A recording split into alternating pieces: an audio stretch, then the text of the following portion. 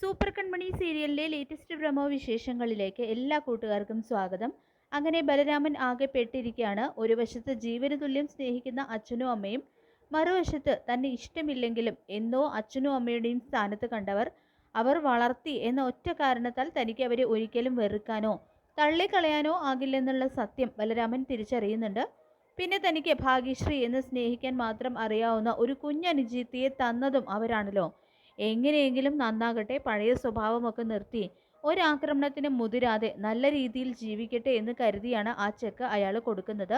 പക്ഷേ ബാലുവും സുമിത്രയും ഒരിക്കലും അതുകൊണ്ടൊന്നും തൃപ്തരല്ല. എങ്ങനെയും ബലരാമന്റെ സ്വഭാവം മുതലെടുത്ത്, അയാളുടെ നിഷ്കലങ്കത മുതലെടുത്ത് പൈസയൊക്കെ തട്ടാമെന്ന് തന്നെയാണ് അവർ കണക്ക് കൂട്ടിയിരിക്കുന്നത്.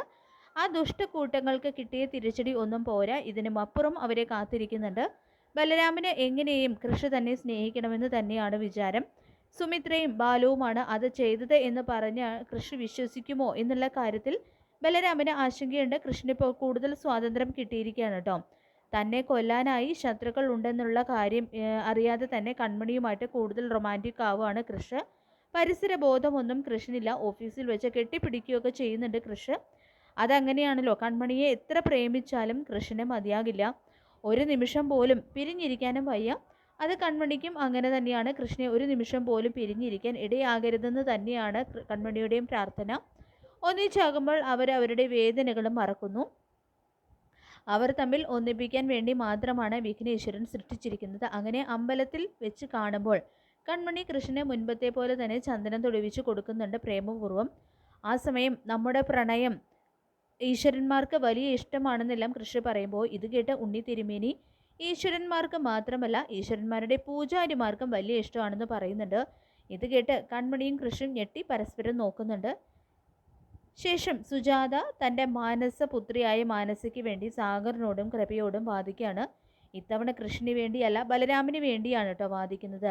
കൃപയും സാഗറും പക്ഷേ ഒട്ടും തന്നെ അടുക്കുന്നില്ല. അത് കാരണം ഭയങ്കര പിണക്കത്തിലാണ് സുജാത. സാഗറാണെങ്കിൽ മാനസ ശരിയാകില്ല സുജു, അവൾ എന്തൊക്കെയാണെന്നറിയോ ചെയ്തു കൂട്ടിയത്. കമ്പനിക്ക് മേൽന്നൊക്കെ പറഞ്ഞ് സുജാതയെ മനസ്സിലാക്കിയെടുക്കാനൊക്കെ ശ്രമിക്കുന്നുണ്ട്. കൃപയും അങ്ങനെ ചെയ്യുന്നുണ്ട്. പക്ഷേ മാനസ സമ്മതിക്കുമെന്നും ചോദിക്കുന്നുണ്ട് കേട്ടോ സാഗരെ. ഇതേസമയം മാനസയ്ക്ക് സമ്മതമാണെങ്കിലോ എന്ന് തിരിച്ചു ചോദിക്കുകയാണ് സുജാത ചെയ്യുന്നത്. സുജാതയ്ക്ക് എന്തോ അങ്ങനെ തോന്നിയെന്ന് തോന്നുന്നു മാനസയുടെ സംസാരമൊക്കെ കേട്ടിട്ട്.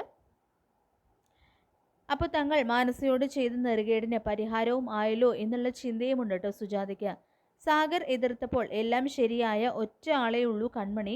അവളുടെ ഒരു പ്രതിഷ്ഠ ഉണ്ടാക്കി പൂജിച്ചോ എന്നൊക്കെ പറയുന്നുണ്ട് കേട്ടോ സുജാത സാഗറിനോട് ദേഷ്യത്തോടെ. സാഗർ എന്തോ റൊമാൻറ്റിക്കായിട്ട് സുജാതയുടെ അടുത്ത് ചെല്ലുമ്പോൾ സാഗറിനെ പിടിച്ച് തള്ളുകയാണ് സുജു. സാഗർ താൻ പറഞ്ഞതൊന്നും അനുകൂലിക്കുന്നില്ല. എന്നിട്ട് തൻ്റെ അടുത്ത് സോപ്പിടാൻ വന്നിരിക്കുന്നു എന്നുള്ള രീതിയിലാണ് സുജാത പെരുമാറുന്നത്. താൻ ഓമനിച്ചു വളർത്തിയ തൻ്റെ മകളും തള്ളിക്കളഞ്ഞ് ഏതോ ഒരു പെണ്ണിനെ സപ്പോർട്ട് ചെയ്യുന്നു എന്നുള്ള ചിന്തയിലും ആകെ ഭ്രാന്തെടുത്തുന്ന ഒരവസ്ഥയിൽ എത്തി നിൽക്കുകയാണ് സുജാത.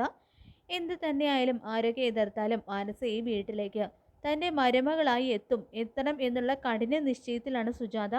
അതിനുവേണ്ടി ആരോട് തർക്കിക്കാനും സുജാത തയ്യാറാകുന്നുണ്ട്. പിന്നീട് ഓഫീസിൽ വെച്ച് ചുമരിനോട് ചേർത്ത് വെച്ച് കൃഷി കൺമണി ഉമ്മ വയ്ക്കാൻ നോക്കുമ്പോൾ അയ്യോ രക്ഷിക്കണേ എന്ന് പറഞ്ഞ് നിലവിളിക്കാണ് കൺമണി. ഇതേസമയം ശ്രീദേവി വരുന്നുണ്ട്.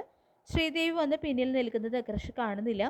വീണ്ടും കൺമണി ഉമ്മ വയ്ക്കാൻ നോക്കുമ്പോൾ പിന്നിൽ ആളുണ്ടെന്നുള്ള ആംഗ്യം കാണിക്കുകയാണ് കേട്ടോ കൺമണി